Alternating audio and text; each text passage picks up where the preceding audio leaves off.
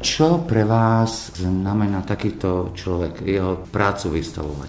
Já jsem Samuela žádala o výstavu už zhruba před rokem, tam jsme se bohužel nedohodli na termínu, takže jsem si musela rok počkat, až budu mít možnost jeho díla vystavit.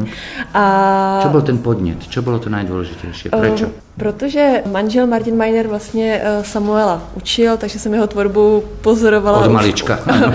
Od jeho vlastně vysokoškolských maličkých začátků a jeho obrazy se mi líbí. Přijde mi to, že to je současný, má to nápad, baví mě se na to koukat, vzniká to, každá ta výstava má pro mě třeba jinou energii, nebo je prostě taková, že jsem si říkala, že bych velmi ráda tady Samuelovy věci mohla vystavit a spíš to beru jako takovou třešinku na dortu galerie, že tady ta výstava může být. Samuel, ja som sa dočítal, že tá výstava vaša je venovaná všetkým krásnym ženám. Vy ako výtvarník prvý musíte vedieť, že každá žena je krásna. No však práve, tak to je. Tak ste to mysleli. Som si vedomý toho, že krása v ženách prebýva a preto není možné nikomu inému tú výstavu venovať, alebo akúkoľvek výstavu. Keby ste mali pre rozhlasových poslucháčov popísať to, čo vlastne robíte. Keď laicky to mám popísať, tak vlastne tie obrázky nie sú klasickými obrázkami. Oni sú z boku, z hora, z dola. No je to jedna z poloh. Ja mám asi ako také 3 alebo 4 ako maliarské polohy. A toto je taká tá konceptuálnejšia, ako sa to dneska zvykne hovoriť. A jednoducho vznikla, pretože ma bavili, že človek, pokiaľ je maliar a vezme sa tomu profesionálne, tak tie obrazy skladuje v depozitoch.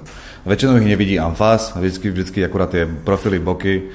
A je to sranda, že tie boky sú častokrát zaujímavejšie ako tie výsledné obrázky a tak som si povedal, že prečo to nevyužiť ako vlastne ako východzí moment pre akýsi projekt, ktorý vlastne ako môže teraz divák vidieť na stenách. Takže nešetrí miestom, nie je to o tom. Nie. Ale je hravý, áno? Je hravý. Tak, presne tak. Napríklad ako tieto veci, ktoré sú pred nami, tak sa volajú Das Maler kapitál, alebo ja teraz to neviem úplne skloňovať.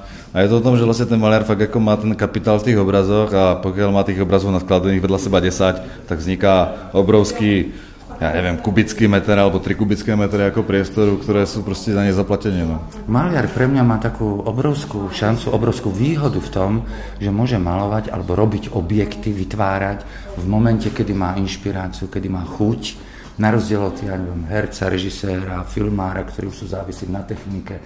Je to pre vás stále hra? Je to pre vás stále zábava, tá tvorba? Samozrejme, ja som zároveň muzikant a je to úplne podobné ako z muziku, akurát to časové rozmedzie je samozrejme širšie a človek nemusí reagovať in medias res na nejaké podnety. Aký je ten proces toho každého nového dňa, keď chcete niečo urobiť? Jeden náš známy mi poradil, že proste človek musí fakt ísť. Aj keď sa mu nechce, tak proste musí ísť. Minimálne si opratať. Tak to sa snažím, ísť. Povedzte mi, aký je najlepší pre vás návštěvník vašej galerie? Těžko rozdělovat návštěvníky. Já jsem vždycky ráda, když někdo přijde a výstavu si prohlédne a vlastně svojí přítomností podpoří autora.